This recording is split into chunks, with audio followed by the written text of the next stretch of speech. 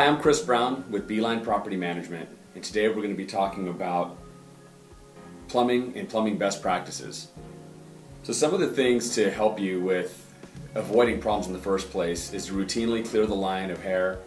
Check for that first. If we send out a plumber to a home and they find things that are tenant-caused, even minor things like the hair, the bill's going to go back to the tenant. So it's a good idea to check for things that are minor and more obvious to save time and lost cost. Another thing that's really important is to avoid flushing items that really don't belong in the plumbing system. Q-tips are a huge item that we see routinely in toilets that cause a lot of problem.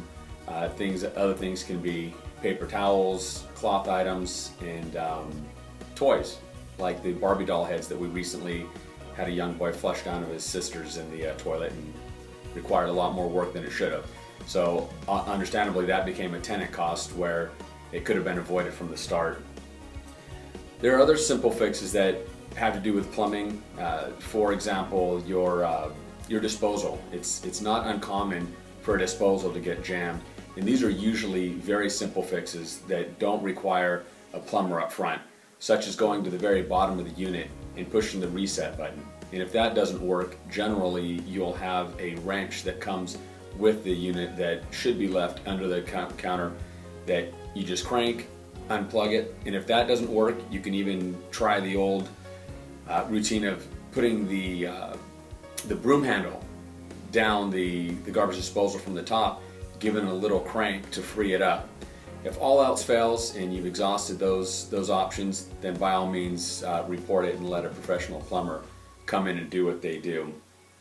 Lastly, and very important, would be any leak items. It's not uncommon to get a leak that's in a centralized location that you can take care of that area without having to shut the water off to the entire property.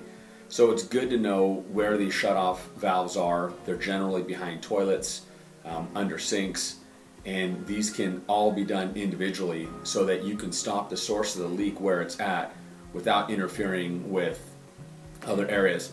And because mold is such a big issue and such a big concern, it's always important when there's any sort of leak that you not only turn off the source of the leak, but also make sure that you dry the area well and make sure that it's got good ventilation so that mold doesn't have the opportunity to grow in the time that it takes to get a professional out to do the repairs. So that's my feedback on plumbing. Again, Chris Brown, thank you for your time, and if you have any questions, please feel free to ask us.